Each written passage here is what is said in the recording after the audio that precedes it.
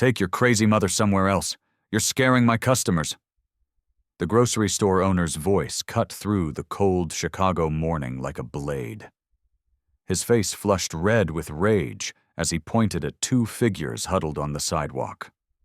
Michael Chen, 47, owner of Chen's Market on Michigan Avenue for 20 years, pillar of the community, Chamber of Commerce member, untouchable. I don't care if you're hungry, I don't care if you're cold, get out of my sight. Evelyn Carter didn't say a word. She rose slowly from the frozen concrete, slipped the stale piece of bread she'd pulled from the dumpster behind the bakery into her jacket pocket, then gently helped her mother to her feet. Maggie was in the middle of a paranoid episode, jabbing a finger at the sky, screaming at pigeons that she insisted were government spies. Pedestrians hurried away. A few stopped to film on their phones, giggling. Eve was 27 years old, homeless, sleeping in a 1998 Honda Civic with a broken air conditioner. She'd once been a full scholarship student at Northwestern University, top of her class in mathematics. Now she worked whatever jobs would take her, washing dishes, clearing tables, handing out flyers. No boss kept her long because every few days she had to call out suddenly to care for her mother. No boss accepted that. What happened next would change everything she thought she knew about family, loyalty, and the price of survival. Comment where you're listening from. Subscribe to channel. Let me tell you who Evelyn Carter really was before the world tried to erase her. Born Evelyn Hayes in 1997 to Richard and Margaret Hayes. Middle-class family. Father worked as an accountant. Mother was an elementary school teacher. They lived in a small house in Evanston. Not rich, but comfortable enough. Eve showed signs of genius early. By age 7, she was solving algebra problems that confused high school students. By 12, she'd won every math competition in the state. Her parents divorced when she was 14. Standard story. Dad got tired of the responsibility, but here's what nobody knew. Richard Hayes didn't just leave. He abandoned them completely. No child support, no alimony, no forwarding address, just a note on the kitchen table that said, "I can't do this anymore." Margaret Hayes, Eve's mother, had always been anxious. High-strung, people called it. The stress of single motherhood on a teacher's salary, combined with the betrayal and abandonment, shattered something fundamental in her mind. Within 6 months, she'd developed full schizophrenia, hallucinations, paranoid delusions, days where she didn't recognize her own daughter. Eve was 15 years old. She tried to keep going, tried to keep her mother stable while maintaining her grades. She got a full scholarship to Northwestern at 17, the youngest student in her cohort. Her professors called her a once-in-a-generation talent. She was going to change the field of applied mathematics. Everyone said so. But Margaret got worse.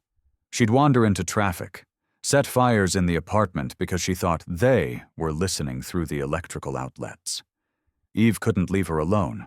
She couldn't afford the kind of psychiatric care her mother needed. Teacher's insurance didn't cover it. Medicaid had a 2-year waiting list. Eve dropped out of Northwestern halfway through her sophomore year.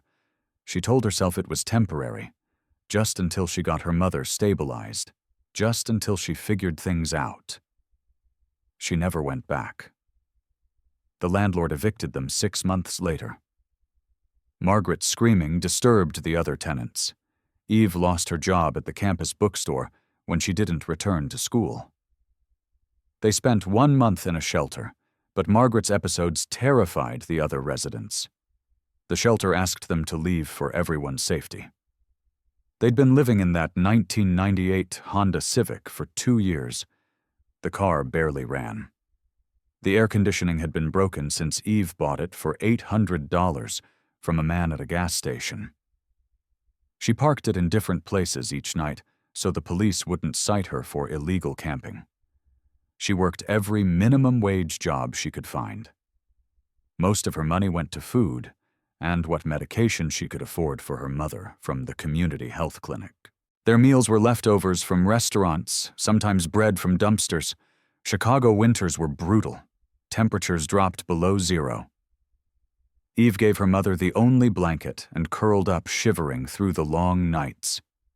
There were times she thought she wouldn't make it to morning, but she always did, because her mother needed her.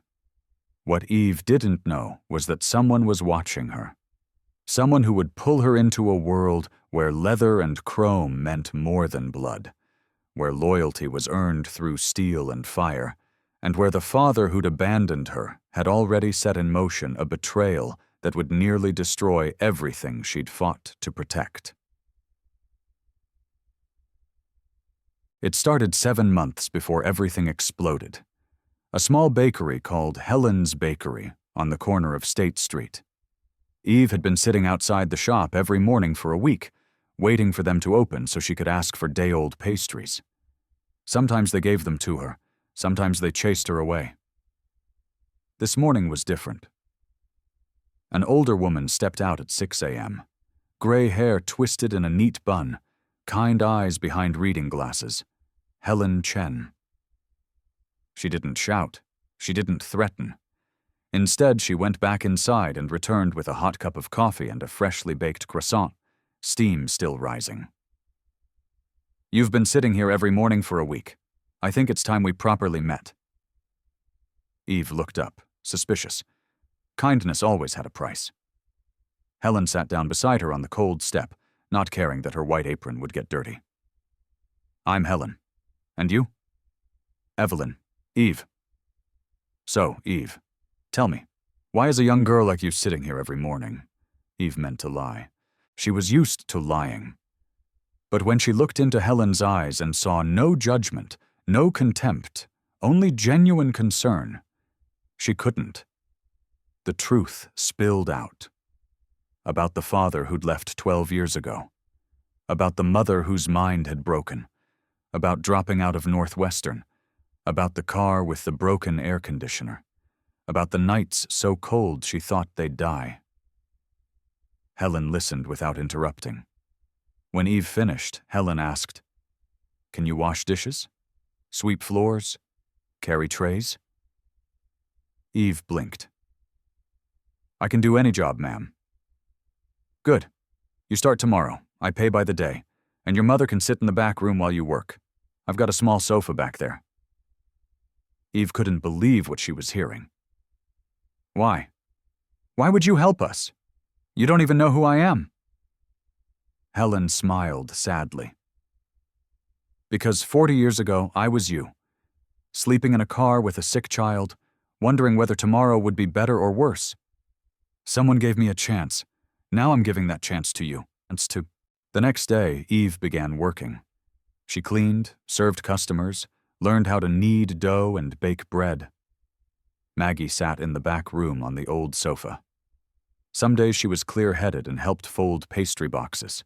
Some days she screamed at the wall. Helen never complained. Not once. 3 months passed. Eve's life changed completely. She had steady income. Helen let them live in a small apartment above the bakery, asking no rent. For the first time in 2 years, Eve slept in a real bed, took hot showers, ate 3 meals a day.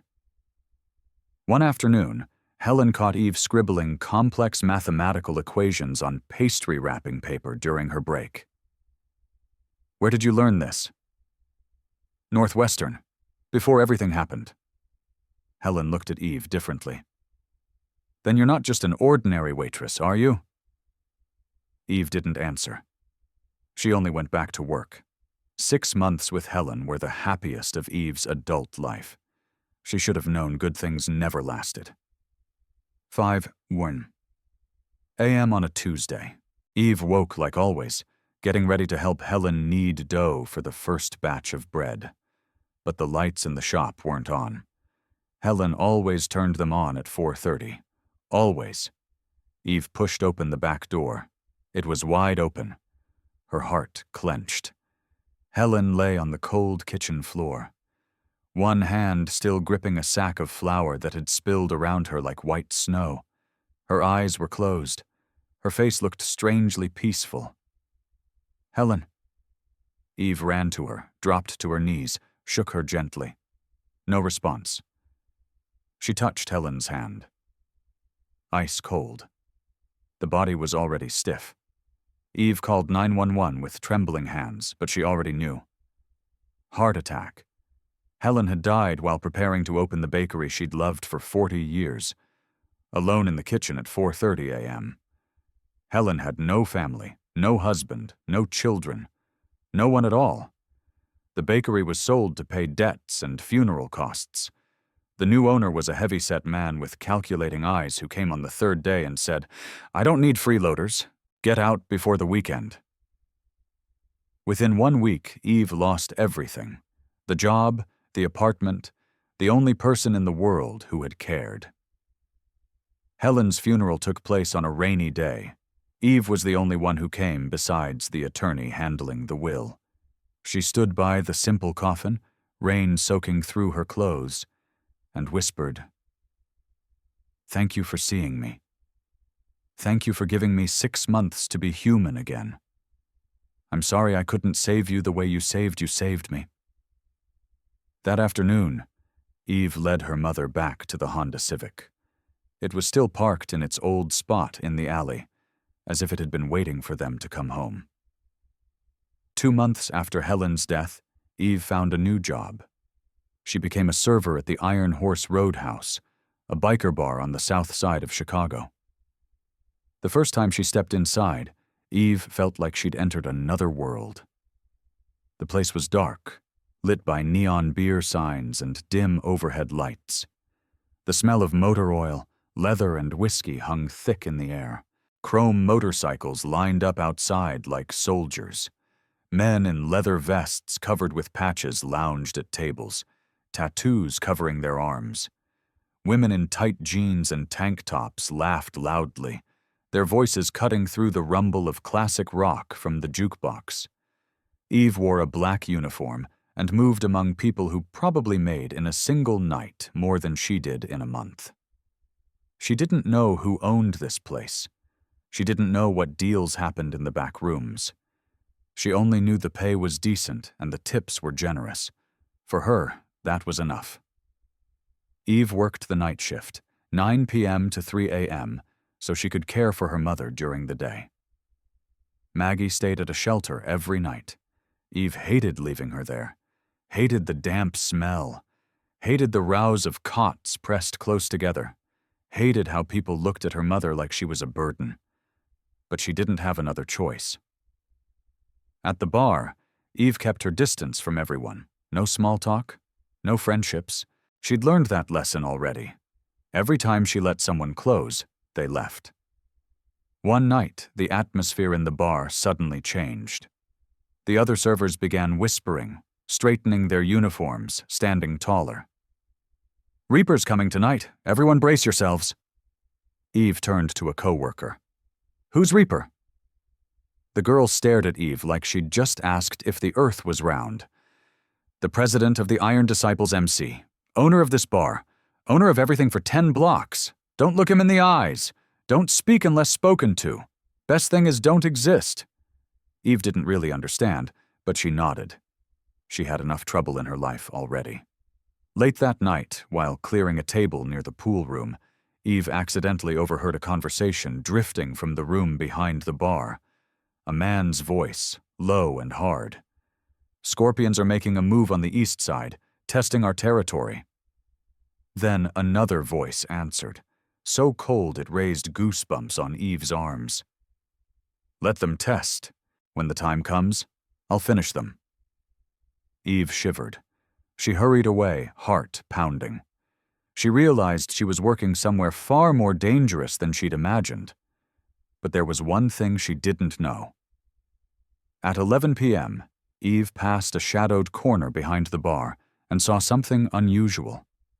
A girl sat alone, head bowed over a table, books and papers spread around her, her shoulders shaking. She was crying. Eve hesitated. This wasn't her business. But then she remembered herself at 15, crying alone after her father left. She walked over. "Hey, are you okay?"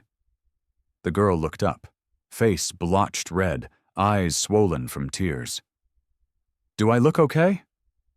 Her voice was both angry and desperate. Eve looked at the table. A math test lay in the middle of the scattered books. A bright red F stamped across it. "I'm stupid," the girl said, voice catching. "Everyone knows it. The teachers, the other kids, my father." Eve stayed quiet for a moment. Then she asked gently, "Can I look at your test?" The girl looked surprised, then shoved the paper over. Maybe she thought Eve would laugh too, like everyone else.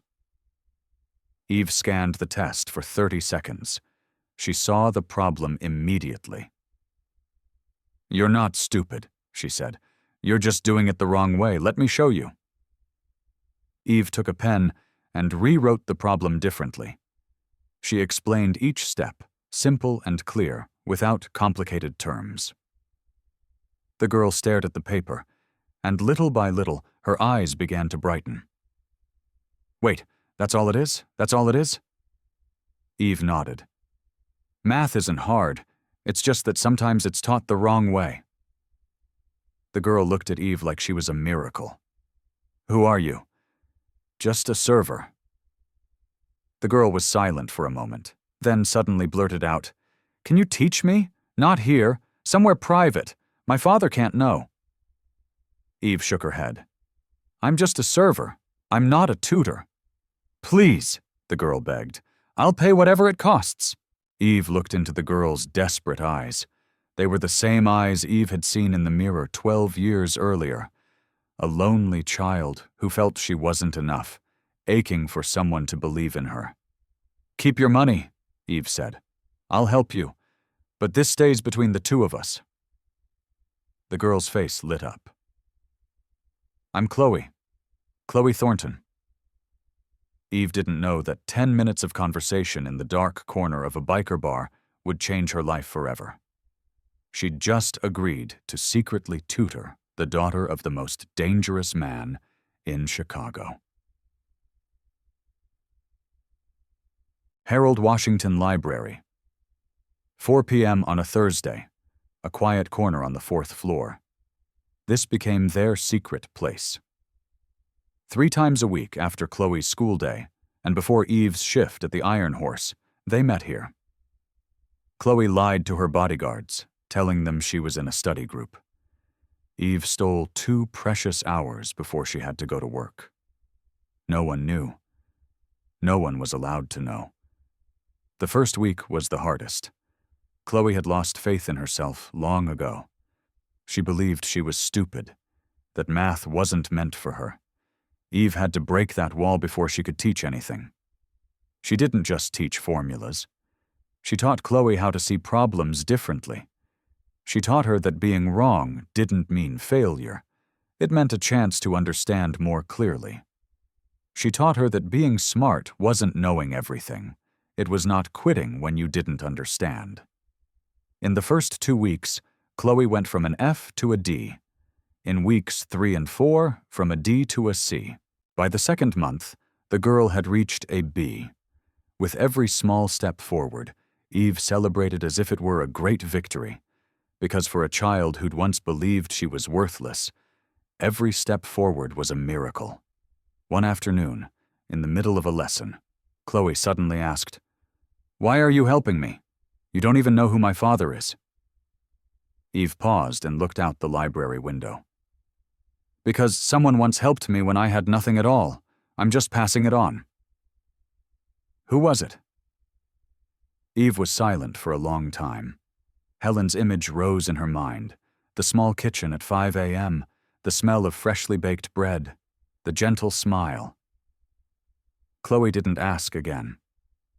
Maybe she could hear the pain in Eve's voice. Instead, she began to talk about her own family. "My mother died giving birth to me," Chloe said, her voice growing smaller. "I've always felt like it was my fault, like I took her life so I could exist." Eve took the girl's hand and listened in silence. "My father loves me, I know that, but he doesn't know how to show it. He only knows how to give money, buy expensive things, hire security. He thinks money can fix everything. But I don't need money. I just want him to be proud of me, just once." Eve understood that feeling more than anyone. Meanwhile, Eve's life kept moving. Every morning, she picked Maggie up from the shelter. Every night, she brought her mother back before going to work. There were good days when Maggie recognized her, even smiled. There were bad days when she looked at Eve like a stranger, screaming that she wanted to go home, even though she didn't know where home was. Eve used her tips to buy medication for her mother. Not enough money for the good kind, only the cheap, generic kind.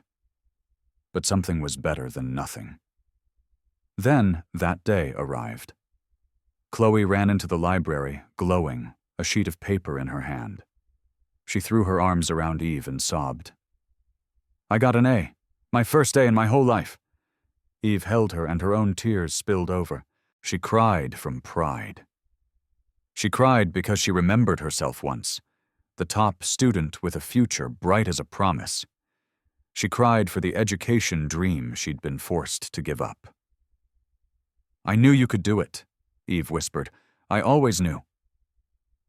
But they didn't know that Chloe's success had created consequences. The teacher called Jake Reaper Thornton, praising his daughter's remarkable leap forward. Reaper was surprised. He studied Chloe over dinner that night. "How did you improve so fast?" Chloe tried to keep her face calm. "I just studied harder." Reaper didn't believe it. From an F to an A in 2 months. No one did that alone. He called his second-in-command into his office that very night. "Chains, find out what my daughter does after school. Every detail. Don't miss anything." Under the flickering fluorescent lights of a public library, 2 girls from 2 different worlds found what they needed. Chloe found a teacher.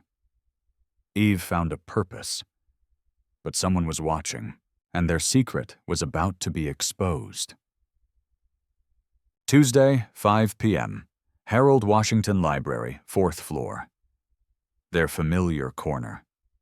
Eve and Chloe were studying like always. Chloe was laughing, talking about her strict literature teacher. Eve was explaining a geometry problem. Everything was normal. Until Chloe suddenly froze. Her smile vanished. Her face went pale as if she'd just seen a ghost. Eve turned around. Jake Reaper Thornton stood in the doorway. He was 41 years old, 6'3", built like someone who'd spent his life fighting. His leather vest was covered in patches, Iron Disciples MC across the back, President Rocker on the front, various pins marking years of membership. His arms were covered in tattoos, eagles and skulls and flames. His dark hair was pulled back in a ponytail. His gray eyes, cold as a Chicago winter, swept the room and stopped on their table. Behind him were Chains, his second-in-command, and 2 massive club enforcers. Their faces were expressionless as stone. The library felt like the air had been sucked out. People nearby began to leave. No one dared stay close to these men. Jake Reaper Thornton wasn't the kind of man who smiled. At 41, he'd buried a wife, built an empire, and learned that trust was a luxury he couldn't afford. The line of his jaw was sharp enough to cut glass. His presence alone made people step aside without being told. But when he took in the scene in front of him, his daughter laughing, her head bent over a math book, sitting across from a woman in worn clothes with tired eyes, something in him shifted. Only for an instant. Then it disappeared. "Dad." Chloe sprang to her feet, her voice trembling. "I can explain." Reaper lifted a hand. Chloe went silent immediately. He walked forward, each step echoing through the quiet. His motorcycle boots heavy on the library floor. Eve stood up. She didn't lower her head. She didn't step back. She'd lived through too many terrible things to be afraid of anything anymore. "Who are you?" Reaper asked, his voice low and hard. "Evelyn Carter. I work at your bar, and I've been tutoring your daughter." "You've been meeting my daughter in secret for 2 months." "Yes." Reaper stared at her. Those gray eyes didn't blink. "Give me one reason not to make you disappear." Eve didn't flinch. "I don't have one. Do whatever you want." Silence stretched out, tense enough to cut. Then Reaper signaled to the enforcers. "Take her." Eve's heart tightened. She thought she was going to die. But she didn't run. She didn't beg. She didn't cry. She'd already lost too much. If she lost her life today, at least she'd leave with her back straight. "Dad, no!" Chloe screamed, lunging to stand in front of Eve. "You can't do this. She only helped me. She's the only person who believed I wasn't stupid. Please, Dad." Reaper looked at his daughter. Then he looked at Eve. This girl wasn't shaking. She wasn't pleading. She stood tall in front of him as if he were just an ordinary man, not someone who could end her life with a single nod. He'd never met anyone like that. "Bring her to my bike," Reaper said. "We need to talk." What happened next would change everything. Eve was taken outside to where Reaper's Harley-Davidson sat gleaming under the afternoon sun. Custom paint job, chrome everywhere, worth more than Eve had earned in her entire life. Chains brought out a second bike, and Reaper gestured to it. "Get on. We're going for a ride." Eve had never been on a motorcycle in her life, but she climbed on behind Reaper without hesitation. Chloe was kept behind, her worried face watching them leave. They rode through Chicago. The engine roared beneath them. Wind whipped Eve's hair. For a moment, she forgot she might be riding to her own execution. For a moment, she just felt the power and freedom of the road. They stopped at Lincoln Park, near the lake. Reaper got off his bike and walked to a bench overlooking the water. Eve followed. For several minutes, neither of them spoke. Finally, Reaper said, "My people tell me you're homeless, sleeping in a car with a mother who's mentally ill, dropped out of Northwestern halfway through. You have nothing." "You did your homework," Eve said calmly. "I always do. Now tell me, why are you helping my daughter?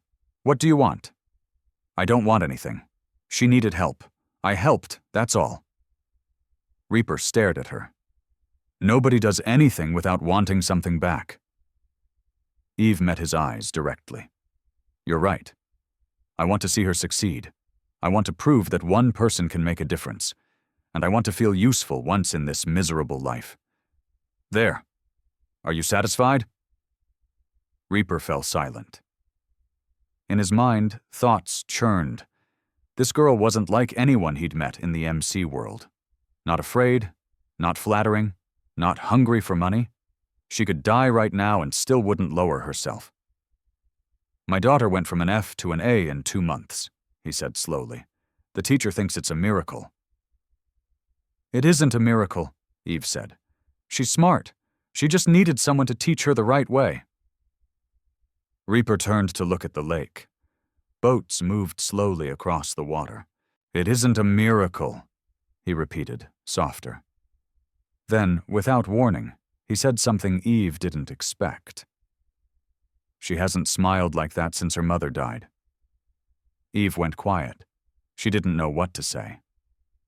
15 years, Reaper continued, still looking at the water. 15 years I gave her everything money can buy. The best schools, the best clothes, security 24/7. And you, a stranger with nothing at all, gave her something I couldn't." He turned back to Eve. His gray eyes were still cold, but something else was there now. Not a threat anymore. Something Eve couldn't read. Anger, curiosity, or something else entirely. "Don't go anywhere," he said. "We're not finished talking." Still by the lake, Reaper made a phone call to Chains. When he turned back to Eve, his gray eyes weighed her as if measuring every detail. "Your mother. What's wrong with her?" Eve stayed guarded. "Why do you care?" "Answer the question." "Schizophrenia?" Eve said after a moment. "It started after my father left 12 years ago." "And you've taken care of her alone ever since?" "Since I was 15. Yes." Silence stretched between them. Reaper didn't speak. He only looked at Eve, his face unreadable. The most dangerous man on Chicago's South Side, studying a homeless waitress like she was a puzzle he couldn't solve. "I have a proposition," Reaper said abruptly. "I'm listening." "You'll tutor Chloe officially. You'll be paid generously. You'll move into the guest house on my property, so you'll be available whenever she needs you." Eve blinked. She thought she'd misheard. "What?" "You heard me." Eve stared at him, searching for any sign of a joke or trap, but Reaper's face was completely serious. "And my mother?" Eve asked. "What about her? I'm not going anywhere without her." "If you want me, you take her too. No negotiation." The silence turned sharp. Eve held her breath. She knew she was gambling. A man like Reaper wasn't used to conditions. He could get angry. He could pull the offer back. He could do something worse. "If that's a problem, then thank you for the offer. But no." "She comes too," Reaper cut in. Eve went still. "Just like that?" "I don't do anything halfway, Miss Carter," Reaper said, his voice still even. But there was something different in it. "Your mother will receive full medical care. The best psychiatrists in Chicago. Comprehensive treatment. It won't cost you a cent." Eve couldn't breathe. "Why?" she asked, her voice shaking. "Why are you doing all of this?" Reaper was quiet for a long time. He looked out at the lake, sunlight glinting off the water in sharp flashes. "My wife died giving birth to Chloe," he said, his voice sinking lower. "I blamed myself for years. I buried myself in the club, in building the territory, in becoming untouchable, and somewhere along the way, I forgot how to be a father." Eve listened, not daring to interrupt. "My daughter is drowning right in front of me, and I didn't see it," Reaper went on. "You did. A stranger with nothing saw what I, with all my power and money, couldn't see." He turned back to Eve. His gray eyes were still cold, but something else lived there now. An admission. Maybe respect. "So yes, I'll help your mother. Not because I'm generous, because I owe you. And I always pay my debts." Eve looked back at the city skyline. She thought about the Honda Civic with the broken air conditioner waiting in a dark alley. Thought about the damp-smelling shelter where Maggie was sitting alone. Thought about nights of winter cold that left her trembling. Thought about Helen, the woman who had given her a chance when no one else would. "Helen," Eve whispered to herself. "Maybe this is my second chance." "All right," Eve said, her voice steadier than she expected. "Deal."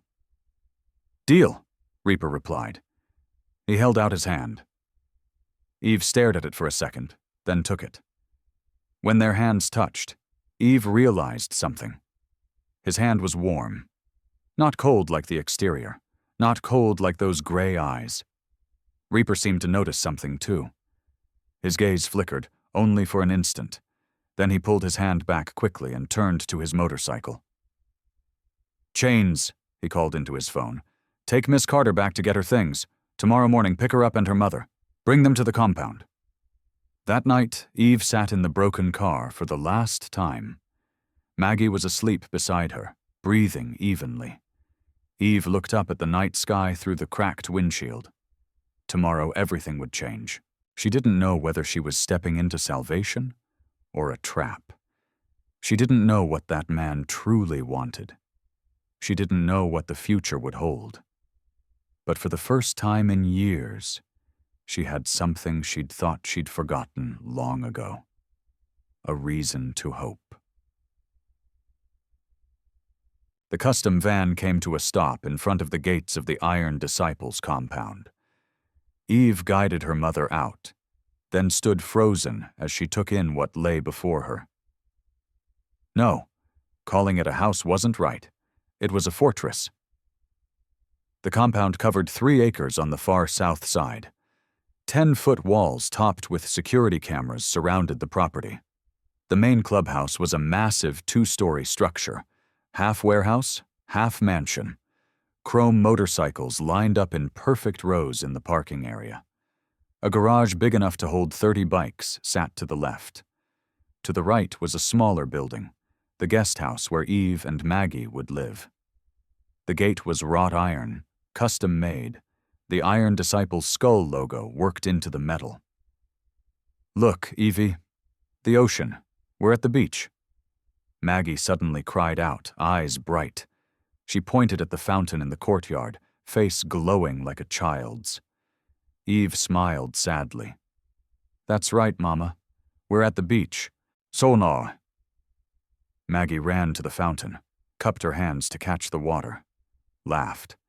She spun in circles, letting the spray splash her face, happy as if this were the most beautiful place on earth. "Eve!" a voice called from the clubhouse door. Chloe ran out, hair flying, face radiant. She threw her arms around Eve, not caring that club members were watching. "You really came. You're really staying. I thought my dad would throw you out. I thought I'd never see you again." Eve patted her back gently. "I'm not that easy to get rid of." Chloe smiled, tears shining at the corners of her eyes. Behind them, a middle-aged woman stepped out. Club matriarch, wife of one of the original members. Her name was Patricia. She wore tight jeans and a leather vest, hair teased high, arms covered in faded tattoos. She looked Eve up and down. Worn clothes, shoes rubbed down at the heels, tangled hair. Then she looked at Maggie dancing around the fountain. Contempt was plain in Patricia's eyes. Even though she didn't say a word, Eve noticed that look. She was used to it, used to being judged, used to being looked down on, used to being seen as trash. She didn't care. She didn't have the strength to care anymore. "Patricia." Reaper's voice came from the doorway. He stepped out, leather vest over a black t-shirt, boots heavy on the concrete. His gray eyes swept over the scene. "Yes, Prez?" "This is Evelyn Carter. She and her mother will be staying in the guest house. You will treat them with the respect you give my daughter. Is that clear?" Patricia swallowed. "Yes, Prez." Reaper looked straight into her eyes, his voice dropping, sharper. "I asked if that was clear." "Perfectly clear, Mr. Thornton." Reaper nodded, then turned to Eve. "Chains will take you to the guest house. If you need anything, say so." Then he turned and walked back inside without another word. The guest house sat at the edge of the compound, separated from the main clubhouse by several dozen meters. When Eve opened the door and stepped inside, she had to swallow a gasp. 2 bedrooms, a spacious living room, a small kitchen with everything it needed. All of it clean, bright, warm. Bigger than anywhere she'd ever lived in her life. A real bed with soft blankets, heat that worked, hot water running from the tap. Eve helped her mother onto the sofa. Maggie fell asleep immediately, her face peaceful in a way it hadn't been for a long time. Maybe for the first time in years she felt safe. Eve stood in the middle of the room and looked around. Then she began to cry.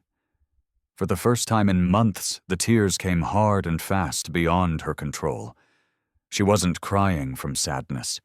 She was crying because she didn't know what to call it. Relief, gratitude, fear, all of it at once. "Is this real?" she whispered, her voice breaking. "Please, God, please let this be real." A soft knock came at the door. "Eve, are you okay?" Chloe's worried voice floated in from outside.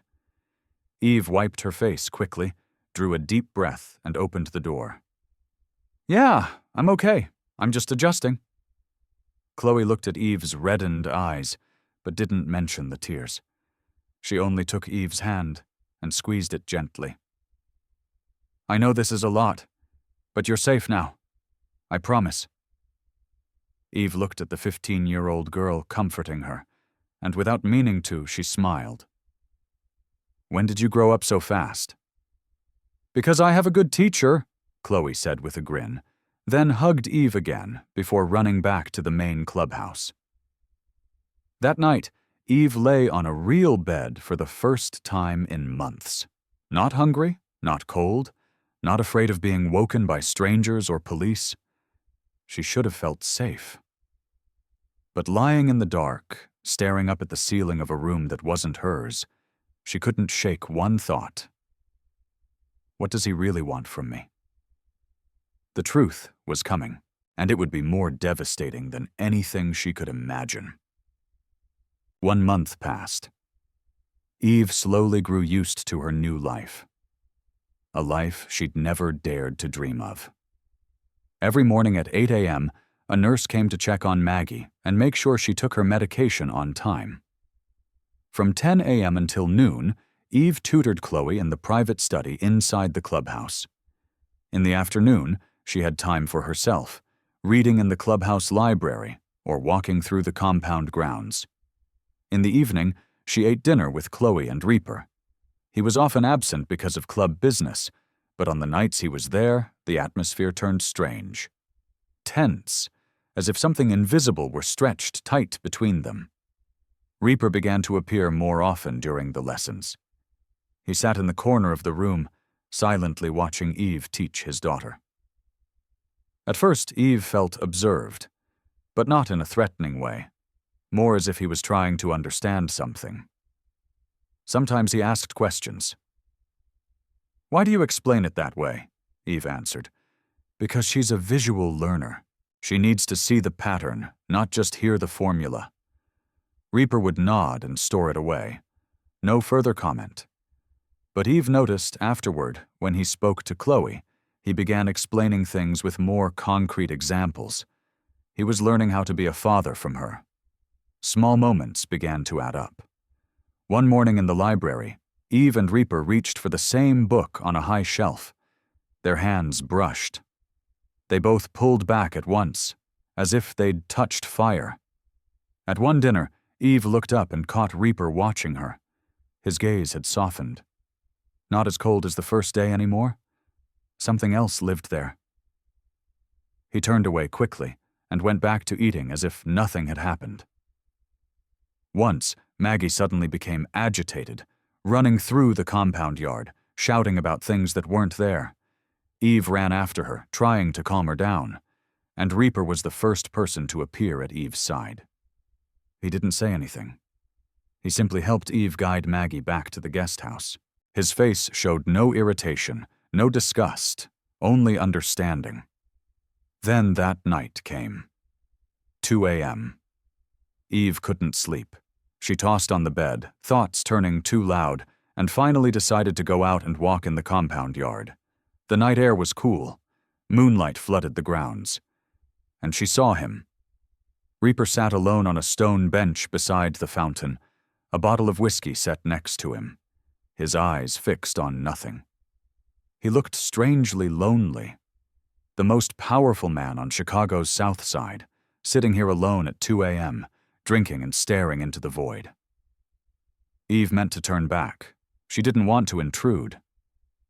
But Reaper spoke. "Can't sleep either?" Eve stopped. Then she walked over and sat down on the bench, keeping a safe distance from him. Neither of them spoke for several minutes, only the sound of water from the fountain and the rustle of wind in the trees. "My wife loved this place," Reaper said suddenly, his voice low and far away. "She used to sit here every night before bed. She said the stars in Chicago weren't as bright as back home in Montana, but they were still beautiful."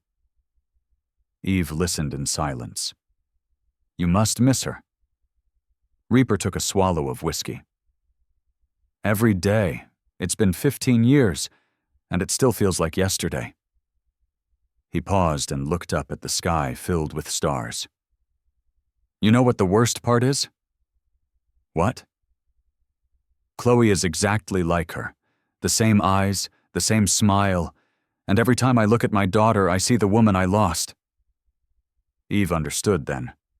Now she understood why he always kept his distance from Chloe. The pain was too much. Every glance at his daughter reminded him of what he'd lost. The silence stretched. Reaper didn't deny it. "Maybe," he whispered. Eve stared out into the distance. "My father left when I was 15, she said, her voice calm, as if she were telling someone else's story. "No warning, no explanation. He only left a note that said, 'I can't do this anymore.'" Reaper turned to look at her. "And your mother?" "She was never the same again. Something broke inside her. The doctors called it schizophrenia. I call it a shattered heart that forgot how to heal." "You were just a child. You shouldn't have had to carry that alone." Eve smiled sadly. "Life doesn't care about should or shouldn't. It just happens." They sat in silence for a few minutes. No one spoke, just two people under the stars, sharing the loneliness they'd carried for so many years. "Thank you," Reaper said suddenly. Eve turned toward him. "For what?" "For not telling me it wasn't my fault. Everyone else says that, but it doesn't help." Eve looked at him. For the first time, she met those gray eyes without fear. "Because it was your fault. And it wasn't. Both things can be true at the same time." Reaper looked at her, and Eve saw something else in his eyes. Not the familiar coldness, not the calculating gaze of a club president, but vulnerability. For the first time, he let her see the real person inside. That night, something shifted between them.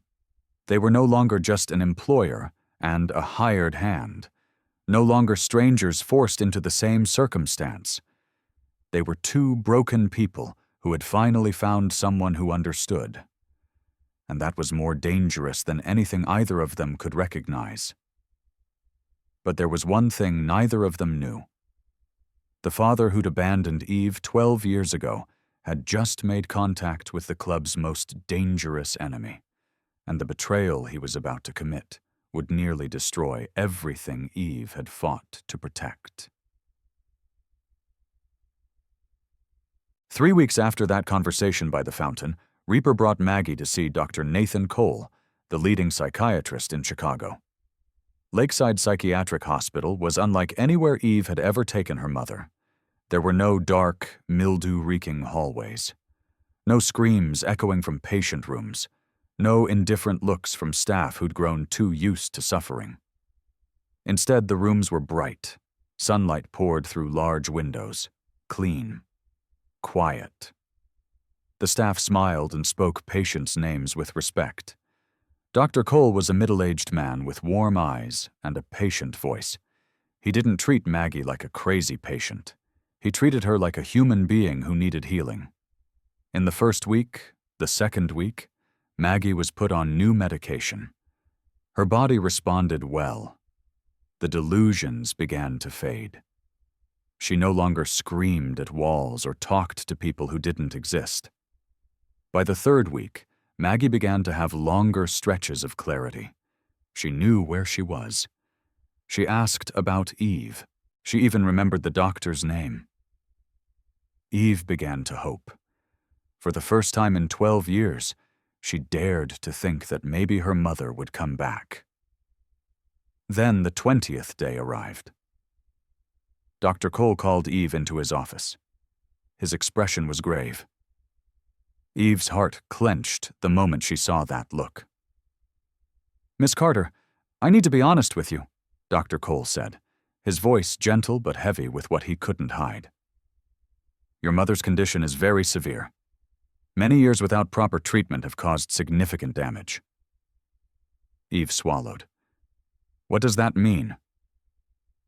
"It means a full recovery is unlikely. She may never return to who she was before." Eve didn't say anything. She stood up and walked out of the office. Her feet carried her to the restroom. She locked the door, and she cried. Silently. Desperately. She leaned her back against the cold wall, both hands clamped over her mouth so no one would hear the sobs. 12 years. 12 years of fighting. 12 years of sacrificing everything. And now the doctor was telling her her mother would never come back. Was all of it meaningless? When Eve stepped out, eyes red and swollen, she saw Reaper standing in the hallway. He didn't say anything about her puffy eyes. He only said quietly, "I heard. I'm sorry." Eve didn't answer. She just stood there, exhausted, hollow, empty. "Don't give up," Reaper said, his voice unexpectedly soft. "Go see her." Eve looked at him. She didn't understand why he was here, why he cared. But she nodded and walked toward Maggie's room. Her mother was sitting on the bed, staring out the window, silent. Afternoon sunlight fell over her gray hair, forming a faint halo. Eve sat down beside the bed and took her mother's hand. That hand was thin and wrinkled but still warm. "Mama, it's me. Evie." Maggie didn't react. She kept looking out the window as if Eve didn't exist. Eve felt her heart break one more time. Maybe the doctor was right. Maybe her mother would never come back.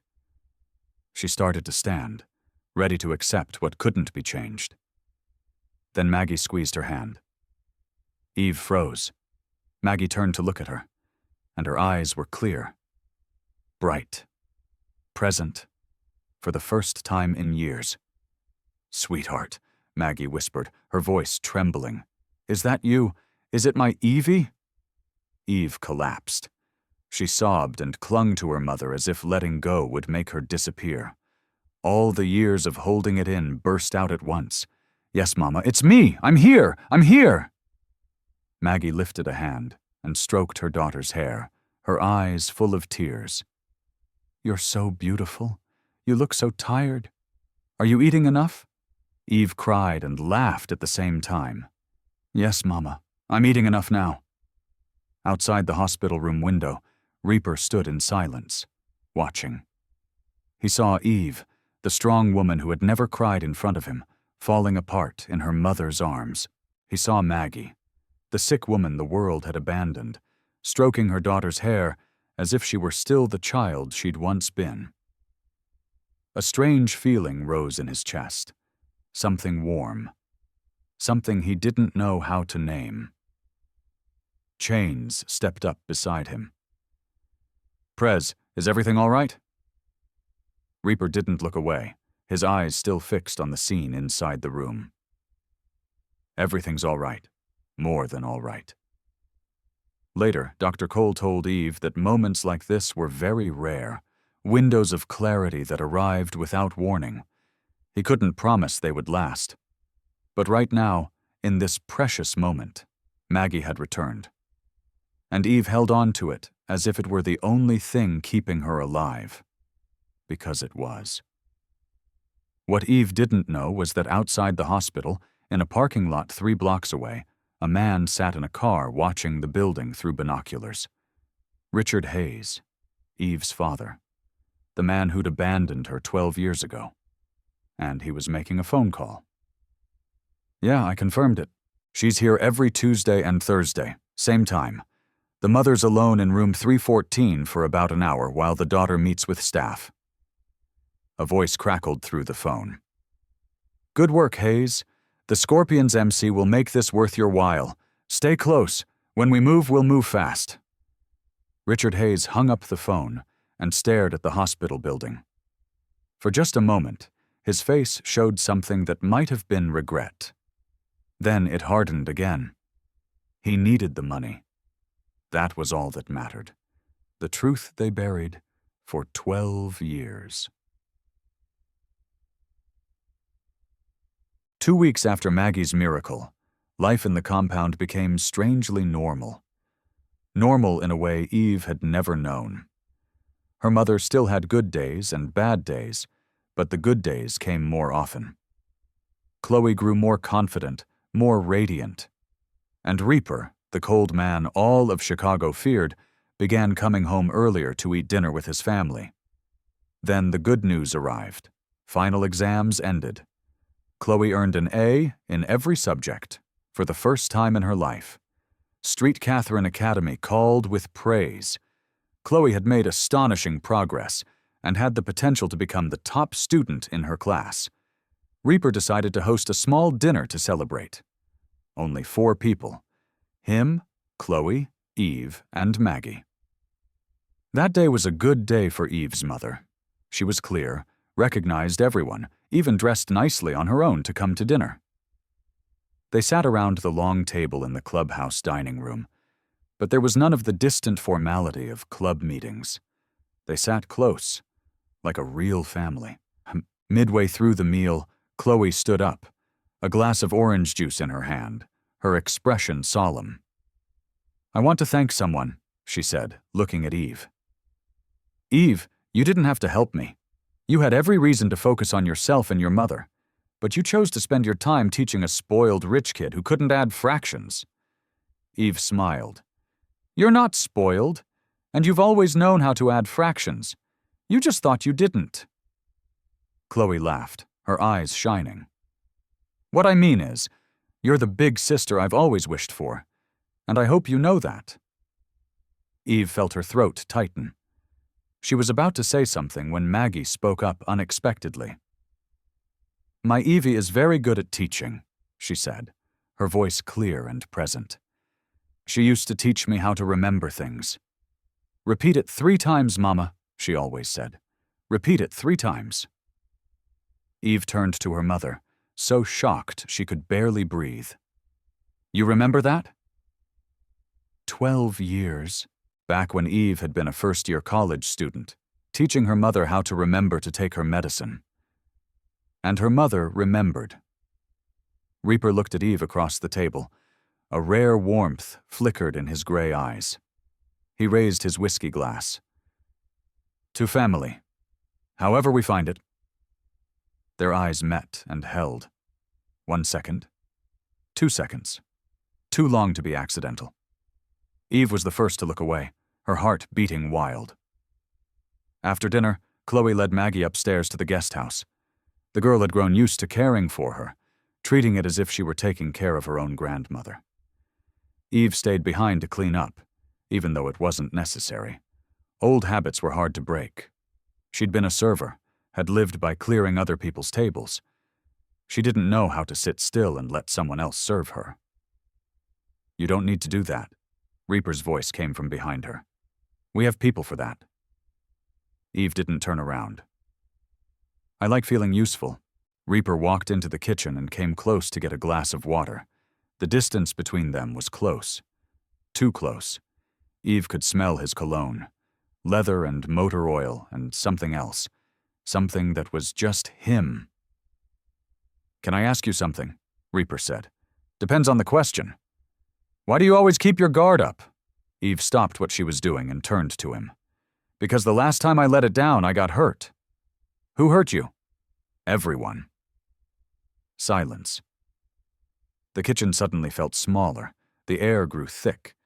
Eve could hear her own heartbeat.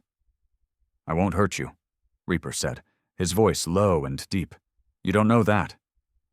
"No, I don't. But I want the chance to prove it." He lifted his hand and brushed Eve's face. His finger stopped on her cheek, warm and gentle. Eve forgot how to breathe. Her heart slammed as if it might break her ribs. They leaned toward each other. Gray eyes into brown, the space between them narrowed. Footsteps sounded in the hallway. A club member passed by. Reaper pulled his hand back, as if burned. He walked out of the kitchen without a word. Eve stood alone, hands trembling, her heart still pounding wildly. That night, Eve lay in bed staring at the ceiling. "What are you doing, Eve?" she whispered to herself. "He's your employer. He's a club president. He's dangerous. He's the first person in years who has looked at you as if you weren't broken at all." She shook her head. "No, She couldn't let this happen. She couldn't. But even with her eyes closed, she could still feel his finger on her cheek. Warm, gentle, as if she were something precious. At the same time, in his office, Reaper sat alone with a glass of whiskey. He stared into the liquid amber without drinking. Chains walked in. "Prez, we need to discuss the Scorpion situation. They've been—" "Not tonight," Reaper cut him off. Chains stopped. He looked at his boss and saw something different, something he'd never seen before. "Prez, is everything all right?" Reaper stared at the drink, his gaze far away. "I don't know." Two people lying to themselves with the same lie. This can't happen. But some feelings don't ask permission. They simply arrive. And neither of them knew that outside the compound walls, in a motel room 3 miles away, Richard Hayes was meeting with members of the Scorpion's MC, planning something that would shatter everything Eve had built. The betrayal was coming, and it would be worse than anything she could imagine. The next morning, Chains knocked on Reaper's office door with a grave expression. "Prez, we have a situation. There's a man at the gate. He claims he's Evelyn Carter's father." Reaper shot to his feet. "Her father? I thought he abandoned her 12 years ago." "He did. But he's back now. Says he's been looking for her everywhere. Heard she's living here." Reaper frowned. "How does he know she's here?" Chains looked at his boss. "That's exactly the question, isn't it, Prez?" Through the security cameras, Reaper watched the man standing outside the gate. Richard Hayes, 52 years old, salt and pepper hair, a weathered face marked by time and maybe by regret. His clothes were old but carefully arranged, as if he wanted to make a good impression. He stood there fidgeting, constantly glancing around, rubbing his hands together. When the gate guards asked his purpose, he broke down in tears. "I just want to see my daughter. Please, I'm her father. Foyt." In the study room, Eve was explaining a lesson to Chloe when Patricia knocked on the door. "Miss Carter, someone is here to see you." Eve looked up and saw something strange on the woman's face. She stood, moved to the window, looked outside, and the blood in her veins turned to ice. The man at the gate, that familiar posture, the way he lifted a hand to smooth his hair when he was nervous. 12 years had passed, but Eve recognized him instantly. "Eve." Chloe's worried voice came from behind her. "What's wrong? You look like you've seen a ghost." Eve didn't turn around. Her voice was only a whisper. "I have." Reaper appeared in the doorway a few minutes later.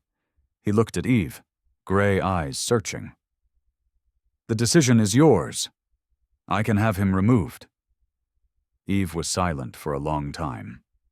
She stared out the window at the man who had abandoned her 12 years ago, standing there waiting. How many nights had she dreamed of this moment? How many times had she imagined what she would say if she ever saw him again? "No. Let him in. I need to face this." "Are you sure?" Eve turned to look at Reaper.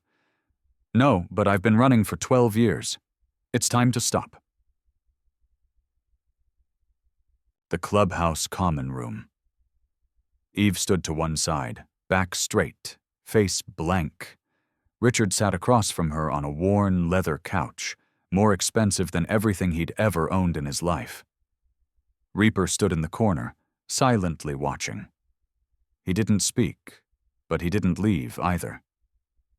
"Evie, sweetheart, I'm sorry," Richard began, tears running down his wrinkled face. "I looked for you everywhere. I wanted to come back, but I didn't know how." "Stop," Eve cut him off, her voice flat as a frozen lake. "Please, let me explain." "Explain what?"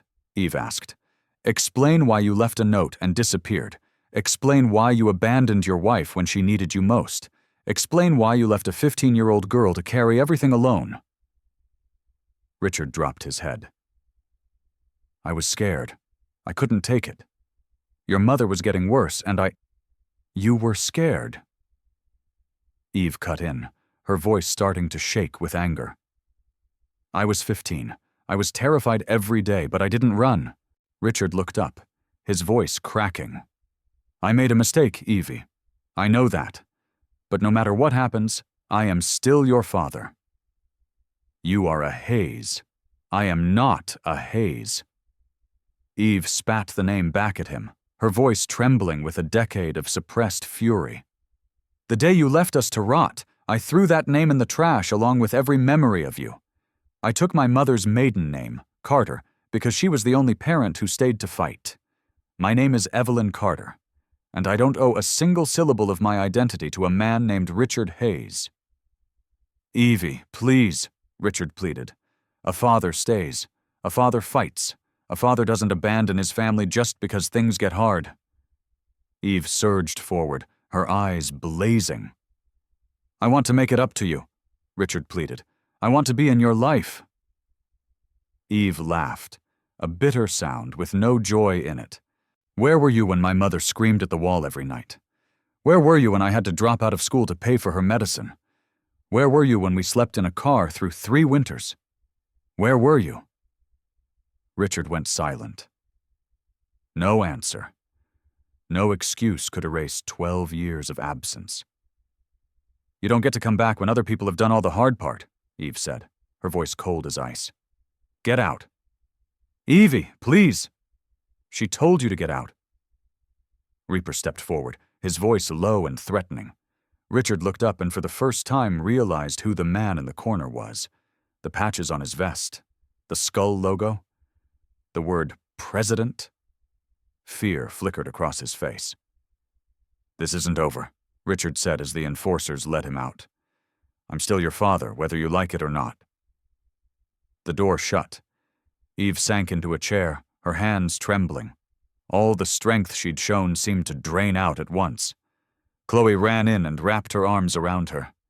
I'm sorry, Eve. Reaper stood still, not knowing what to say.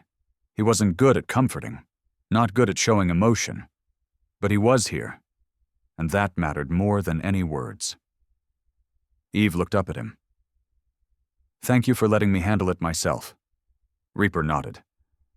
Always. Outside the compound gates, Richard Hayes walked along the sidewalk, shoulders slumped, face hollow. What had he hoped for? That his daughter would forgive him? That everything would go back to how it was? A sleek black car pulled up beside him. The window slid down slowly. Mr. Hayes, a voice spoke from inside. I think we should talk. Richard looked into the car. 2 men with leather vests, Scorpion's MC patches on their backs. I hear you were rejected pretty brutally, the driver said, his voice coated in fake sympathy. Maybe we can help you get what you want. And you can help us with something we need. Richard hesitated for a second. Then he climbed into the car. The black vehicle rolled away slowly, carrying with it a darkness Eve didn't yet know was coming. Eve thought the worst was over. She thought she'd closed the door on the past. She was wrong. The biggest betrayal of her life was about to begin. That night, the biggest storm of the season slammed into Chicago. Rain poured in sheets. Wind howled against the windows. Thunder and lightning tore across the pitch-black sky. Eve lay on her bed, tossing, unable to sleep. In her head, Richard Hayes's words kept echoing. I'm still your father whether you want it or not. 12 years. 12 years he had vanished. And now he thought an apology could erase everything. At 2 a.m., Eve gave up on trying to sleep. She went down to the clubhouse common room, thinking there wouldn't be anyone there at this hour. She was wrong. Reaper was sitting on the couch alone in the darkness, staring through the window where rain was falling like a waterfall. He hadn't turned on any lights, only the occasional flash of lightning lit his face. Can't sleep either? Reaper asked, without turning around, as if he'd known she was there before she spoke. Too much in my head, Eve said. Want to talk? Eve hesitated for a second, then walked over and sat on the couch, keeping a safe distance from him. I can't stop thinking about what he said, she began, her voice tired. I'm still your father. As if DNA is all that matters. As if 12 years of absence can be erased by a single apology. Reaper looked at her. Blood doesn't make a family, actions do. Eve turned toward him. Do you feel that way about Chloe too? Reaper was silent for a long time.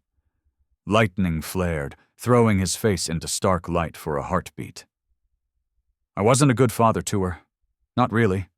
I was a provider, a protector, but not what she needed. You're trying now, Eve said softly. That matters. Does it? Sometimes I feel like it's too late. It's never too late.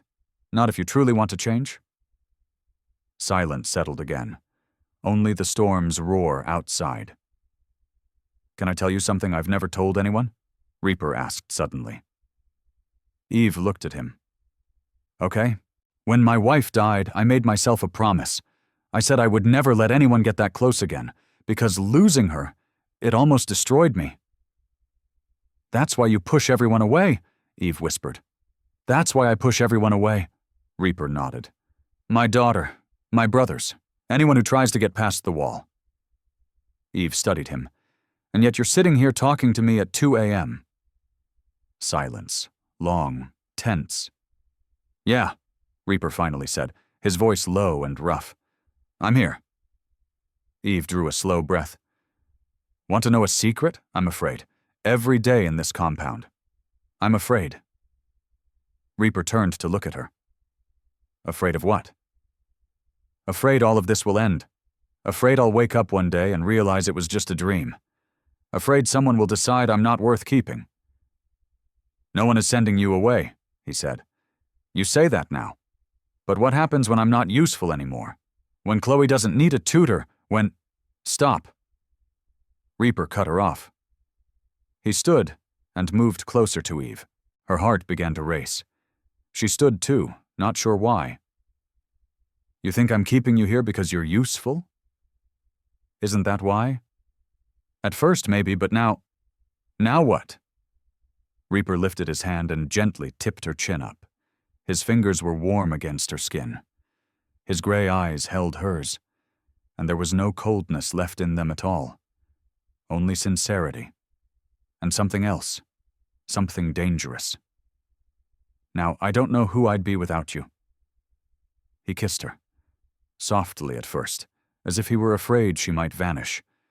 Then deeper when she didn't pull away. Eve kissed him back. Despite every reason screaming in her head that this was a mistake, that he was her employer, that he was a club president, that he was dangerous, that she was nobody. She didn't care. At least not right now. The storm raged outside. Thunder split the sky. But in this room, there were only two people. Two hearts beating in the same rhythm. When they finally pulled apart, Eve whispered, her breath still unsteady. This is a bad idea. I know. You're my employer. I know. You're a club president. I'm nobody. I have nothing to give you. Reaper looked at her, gray eyes serious and honest. You're the first person in 15 years who's made me feel something. That isn't nothing. That's everything. Eve didn't know what to say. She only stood there in his arms, listening to her own heartbeat, listening to the rain outside, listening to the distant thunder. And for the first time in her life, she felt like she belonged somewhere. Outside, the storm still roared, but inside these walls, something else was happening. Two broken people finding shelter in each other. They both knew it couldn't last. The real world would catch up to them.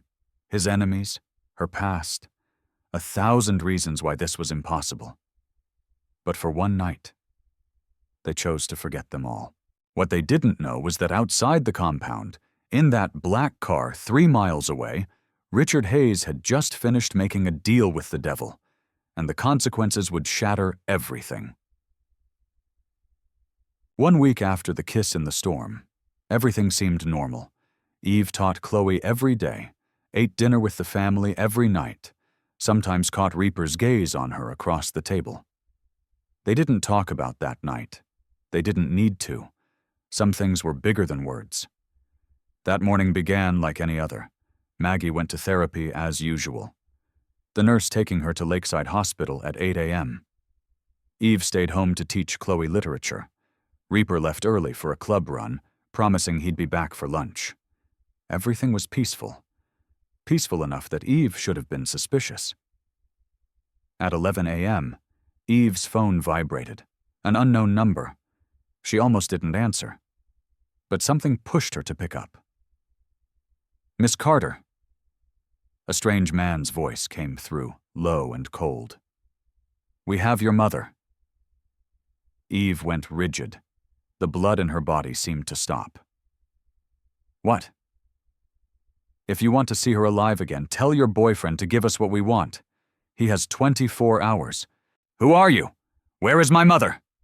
Eve shouted into the phone, her voice trembling. "Ask Reaper about the Scorpions MC and tell him this time it's personal." Click.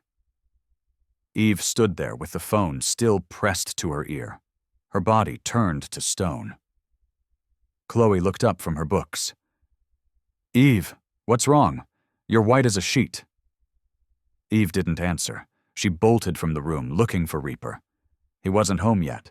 She called him, hands shaking so badly she nearly dropped the phone. "Reaper, someone took my mother. They said something about the Scorpions."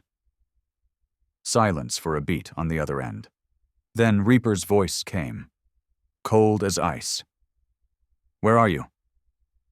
"At the compound." "Don't go anywhere. I'm coming back, now." 15 minutes later, Reaper walked through the door with chains and 6 enforcers behind him. He wasn't panicked. He wasn't shouting. His face was cold, controlled, calculating. This was the Jake Reaper Thornton all of Chicago's South Side feared.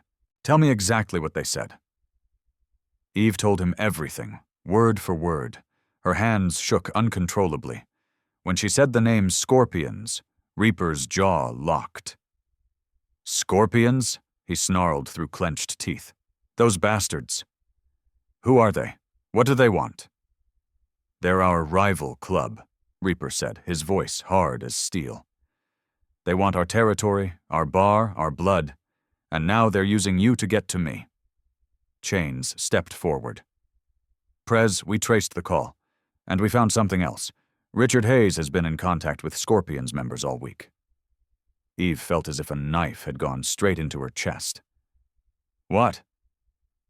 "He fed them information about Miss Carter's schedule, about Mrs. Margaret's appointments, about security gaps," Chains said evenly. "My own father sold me out," Eve whispered, her voice breaking apart. She sank into a chair. She didn't cry. She didn't scream. She just sat there. Empty. As if someone had pulled her soul out of her body. Richard Hayes had abandoned her once. Now he'd betrayed her again. Sold her mother to the enemy. For what? Money? Desperation? Or because he had never truly loved them at all? "Chains, mobilize everyone. I want the Scorpions' location within an hour," Reaper ordered, his voice without a tremor. "Prez, this could be a trap." "I don't care if it's a trap. Nobody touches what's mine." Eve looked up at him. "I want to come." "No, it's too dangerous." "That's my mother." Eve stood, looking straight into Reaper's eyes. "I'm going." Reaper looked back at her. He saw the determination in those brown eyes. The same steel he'd seen the first time he met her in the library. This girl didn't know what fear was. "Fine. But you stay in the van, no matter what happens." 1 hour later, the convoy of motorcycles and vans stopped in front of an abandoned warehouse on the far south side. The area was deserted, full of rusted shipping containers and wild weeds. Eve sat in the armored van, her heart beating like a war drum. Over the radio, she heard Reaper issuing orders, then footsteps, a door kicked in, gunfire, shouts, 10 minutes, 10 minutes that felt like 10 years. Eve sat there, fingernails digging into her palms, praying to anyone who might be listening. Please, please let my mother be safe. Then the radio crackled. Target secured. Mrs. Carter is safe. Eve didn't wait a second longer. She shoved open the van door and ran toward the warehouse. Reaper was stepping out, holding Maggie by the hand. She was tied up, clothes wrinkled, face streaked with tears and terror. But she was alive. Unhurt. "Mama!" Eve sobbed and threw her arms around her. "I'm here! I'm here now!"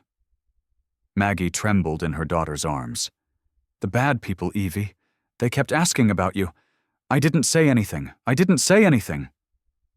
"I know, Mama," Eve cried, shaking. "You did so good. You did so good." The enforcers dragged someone else out of the warehouse. Richard Hayes. He looked pathetic, face swollen, clothes torn. Clearly the Scorpions had kept him to ensure his cooperation. When he saw Eve, he started crying. "Evie, I didn't know they'd hurt your mother. I just wanted money. I was desperate." Eve looked at him. The man who had given her life. The man who had abandoned her. The man who had sold her out. She didn't feel anger. She didn't feel sadness, only emptiness, like she was looking at a stranger. Reaper stepped up beside Eve, his voice low. "What do you want me to do with him?" Eve stared at her father, the man who had abandoned her once and now betrayed her again. "Later," she said, her voice exhausted. "Right now, I just want to take my mother home." 3 days after the rescue, Maggie was stable. Luckily, she didn't remember much of what had happened. Her sick mind had protected her from the horrifying memory. She only knew she'd gone somewhere, met bad people, and then Evie came to bring her home. Meanwhile, Richard Hayes was being held in a room in the compound clubhouse, not a prison exactly, but not freedom either. Eve sat in the compound yard, staring into nothing. The fountain still murmured. The afternoon sun was still warm, but she couldn't feel any of it. Inside her head was a tangled mess of thoughts and emotions woven together. Chloe came and sat beside her, quiet for a moment before she spoke. "How do you feel?" Eve let out a breath. "I don't know. Angry, sad, relieved, all at the same time." Chloe studied her, eyes older than her years. "Do you hate him? Your dad?" Eve stayed silent for a long time. The afternoon sun touched her face, but it couldn't chase the darkness in her chest. "I should hate him. After everything he's done, I should hate him with my whole heart. But I'm tired of hating. I've carried this anger for 12 years. It's exhausting." Footsteps sounded across the grass. Reaper came up, his face blank, but his gray eyes watching Eve with a concern he didn't bother to hide anymore. "He wants to see you. You don't have to go. I can make him disappear, and you'll never have to think about him again." Eve looked up. What would happen to him? "He would never be found," Reaper said bluntly, without dressing it up. "That's my world, a place where people can vanish and no one asks questions." Eve looked at him. "Is that what you want me to choose?" "I want you to choose what gives you peace. Whatever it is, I'll support it." Eve stood and brushed grass from her skirt. "Take me to him." The holding room was clean but bare. Only a bed, a small table, and Richard Hayes curled in the corner. He looked ruined. 3 days without sleep, without food, terrified and waiting for his fate. When the door opened and Eve stepped in, Richard lunged forward and dropped to his knees at her feet. "Please, Eve, please forgive me. I'll do anything." Eve didn't speak. She only stood there, looking down at the man who had once been her father. The man she'd admired as a little girl. The man who had abandoned her. The man who had betrayed her. "Do you know what the worst part is?" Eve finally said, her voice strangely calm. Richard looked up, eyes raw with tears. "What?" "It's not that you left. It's not even that you sold us out to the Scorpions." "Then what?" "It's that you never loved us enough to stay. Not when things got hard. Not when it truly mattered. You loved yourself more than you loved me or Mom." "That's not true," Richard sobbed. "Don't!" Eve cut him off, her voice sharp as ice. "Don't lie to me again." Silence. Richard wept at his daughter's feet like a child caught doing something wrong. "I'm not going to ask Reaper to kill you," Eve said, "and I'm not going to call the police." Richard lifted his head, not believing what he'd heard. You're letting me go?" "Yes, but not because you deserve it, because I deserve peace. Carrying this hatred is poison, and I don't want to drink it anymore." Eve turned to Reaper standing in the doorway. "Let him go. But if he comes near me or my mother again—" "He won't survive," Reaper said, his voice cold as ice. "Then we understand each other." The enforcers escorted Richard to the gate. Before he walked away, he looked back at Eve one last time, eyes full of tears and regret. "I'm sorry. I'm truly sorry." Eve didn't answer. She turned and walked away without looking back. After Richard was gone, Reaper came to her side. "That was brave. I don't know if I could do that." Eve shook her head. "It wasn't brave. It was survival. If I keep hating him forever, he wins. He gets to live in my head without paying for it. I don't want to give him that power anymore." Reaper looked at her, gray eyes shimmering with something Eve couldn't read. "You're extraordinary, you know that?" "I'm just tired," Eve said. He stepped forward and pulled her into his arms. He didn't speak. He simply stood there, giving her something steady to hold on to. And Eve leaned into him, letting herself be weak for once in her life. That night, Eve slept more deeply than she had in years. No nightmares, no ghosts of the past. She had let go. 6 months passed. Life had changed completely in a way Eve had never dared to dream of. She was back in college, majoring in psychology at Northwestern, the place she'd been forced to leave 12 years earlier. Reaper had arranged everything, but Eve insisted she had to receive an official scholarship based on her own merit. And she did. Her grades were at the top of the class, as if the 12-year interruption had never happened. Chloe was preparing to graduate high school, ranked in the top 5 of her class at Street Catherine Academy. She'd applied to top universities and been accepted by many. From an F student no one believed in, Chloe had become the pride of the entire school. Maggie was more stable than ever. She still lived in the guest house with a nurse, painted every day, had more good days than bad now. She no longer screamed at walls or talked to people who weren't there. The new medication and proper care had brought a miracle Eve had once believed impossible. And Reaper. He had changed. He came home earlier, ate dinner with the family every day. He'd even learned how to smile. That rare smile on his cold face appeared more often now, especially when he looked at Eve or Chloe. He was still the president of the Iron Disciples MC, still the most feared man on Chicago's South Side. But inside this compound, he was only a man trying to be a better father and learning how to love again. One ordinary afternoon, Eve was reading in the clubhouse library when Reaper walked in. "Come with me." Eve looked up. "Where?" "Trust me." She looked at him and saw something mysterious glittering in those gray eyes. She set her book down and followed him. They rode through familiar Chicago streets on his motorcycle. Eve didn't ask anything else. She simply sat behind him, arms wrapped around his waist, watching the city through her helmet visor. When they stopped, she was surprised to recognize the place. Harold Washington Library. Why are we here? Reaper opened the door for her. This is where everything began, where you changed my daughter's life, and mine.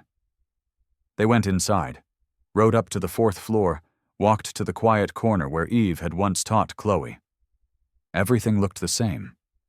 Tall shelves, flickering fluorescent lights, the old wooden table. 10 months earlier, in this exact place, Eve had met a girl crying over an F in math, and Eve's life had turned in a completely different direction. Reaper turned to look at her. Then, suddenly, he dropped to one knee. "Reaper, what are you doing?" Eve's words caught when she saw him pull out a small box. "Evelyn Carter," Reaper began, his voice low and sincere. 10 months ago, I discovered a homeless server secretly tutoring my daughter in this library. I was angry. I wanted to make you disappear. But then I looked closer, and I saw someone who gave everything without asking for anything in return. Someone who carried the whole world on her shoulders and never complained. Someone who taught me that strength isn't power. It's getting back up every time life knocks you down. I'm not a good man. I've done things I can't take back. My hands aren't clean. My past isn't pretty. I have enemies who want to see me suffer. But you make me want to be better. You make me want to deserve you." He opened the box. Inside was a simple silver ring, not a huge diamond or glittering gemstone, just a silver band with a delicate design. "I didn't buy something expensive because I understand you. You don't want expensive. You want real, so here it is. Real. I love you, and I want to spend the rest of my life cherishing the woman who saw the man I could become." "Will you marry me?" Eve cried. Tears slid down her cheeks, but she was smiling too. She cried and laughed at the same time, as if she didn't know how else to react. "You're an idiot, proposing in a library where anyone can see." Reaper lifted an eyebrow, a flicker of worry crossing his face. "Is that a yes or—" "Yes," Eve cut in. 1,000 times yes. Reaper stood and pulled her into his arms, kissed her between the shelves and the dim lights. A few people nearby clapped. An elderly woman reading close by leaned toward her husband and whispered, "Young love, so beautiful." When they got home, Chloe was waiting at the door, her face bright with anticipation. "Well, how did it go?" Reaper looked at his daughter, the corner of his mouth curving into a rare smile. "She said yes." Chloe screamed and threw her arms around Eve. "I knew it! I knew it!" Maggie stepped out from the guest house. Today was a good day. She was clear, recognized everyone, even wearing the pretty dress Eve had bought for her. "What's all the noise?" Eve went to her mother and took her hand. "Mama, I'm getting married." Maggie looked at Reaper, then at Eve. Her eyes were clear and steady. "Is he a good man?" Eve smiled. "He's trying to become a good man, and that's enough." Maggie nodded, a gentle smile blooming on her lips. "Then I'm happy. My daughter deserves to be happy." That night, the 4 of them sat down to dinner together. Reaper, Eve, Chloe, and Maggie. They laughed, they talked. They were a family. Not by blood, by choice. And sometimes that kind of family is the strongest of all. The wedding day arrived. A small wedding in the compound yard. Not showy, not lavish, only the people closest to them. Chloe was the maid of honor, crying before the ceremony even began. Mascara smeared and she didn't care at all. Chains stood beside Reaper as best man. And for the first time in his life, that hard man truly smiled. Dr. Nathan Cole and Maggie's nurse were there too, along with a few new friends Eve had made at the university. There were no hundreds of guests, no press, no cameras, only the people who truly mattered. The most special moment was when Maggie walked Eve down the aisle. Today was her best day, completely lucid, completely present, as if the illness had retreated so she could witness the most important day of her daughter's life. "You look so beautiful, Evie," Maggie whispered, tears shining in her eyes. "Your father should have been here to see this." Eve squeezed her mother's hand. "I don't need him here, Mama. I have you. That's all I need." Maggie stopped, eyes reddening.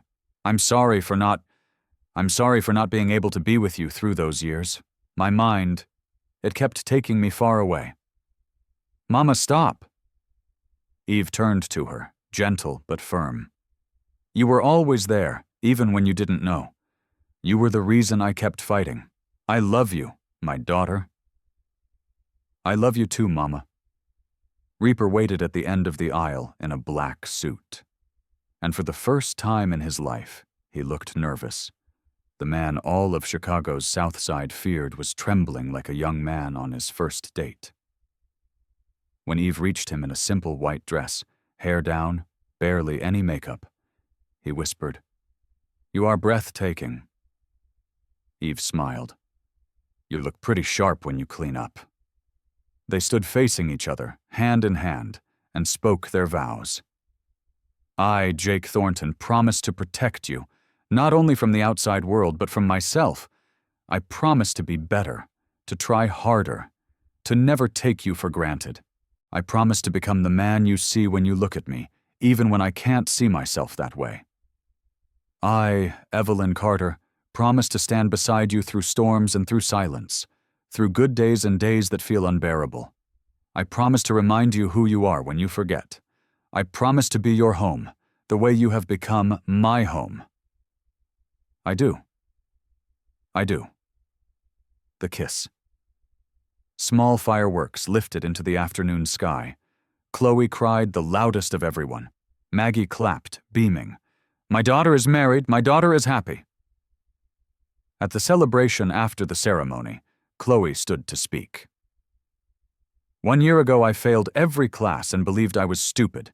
Then a server in torn shoes taught me I was wrong. She didn't just teach me math. She taught me to believe in myself."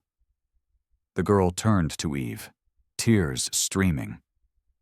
"Eve, you're not just my tutor anymore. You are my sister." Then she looked at Reaper.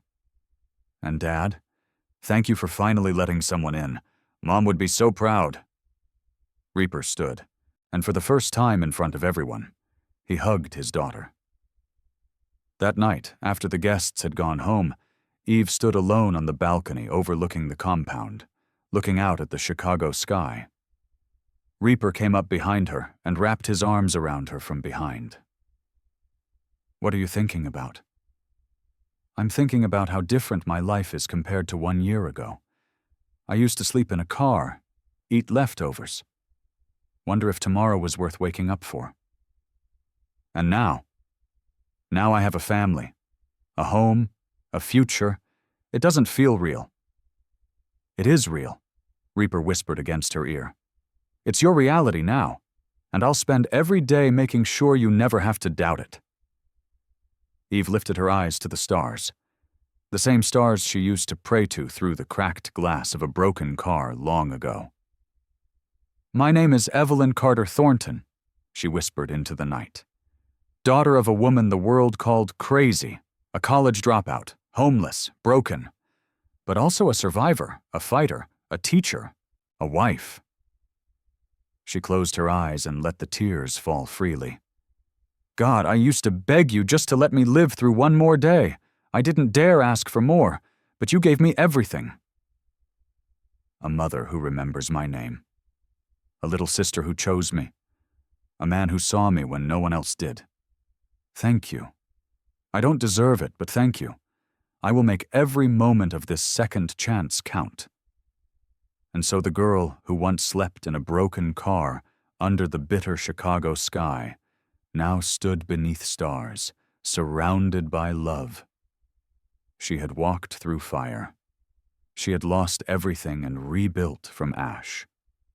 She had learned that family is not about blood. but about who stays when things get hard. Epilogue. So let me ask you something. Have you ever felt invisible? Like you were screaming for help and no one could hear you? Have you ever been abandoned by the people who were supposed to love you most? Have you ever looked at someone's perfect life and wondered why you got the broken version? Evelyn Carter's story isn't a fairy tale. It's real, and real is always more powerful than fiction. Because somewhere right now, there's a girl sleeping in a car, a mother losing her mind, a child wondering if anyone will ever see them. And maybe you're that person. Maybe you've been that person. Maybe you know that person. This story isn't just about Evelyn. It's about every person society has written off as worthless, every person carrying burdens no one should have to carry alone, every person one kind gesture away from hope. Helen didn't have to give Evelyn a chance, but she did. And it changed everything. Reaper didn't have to help, but he did. And it changed everything. You don't have to be rich to change someone's life. You don't have to be powerful. You just have to see them. Really see them. Because the next time you walk past a homeless person on the street, remember Evelyn Carter.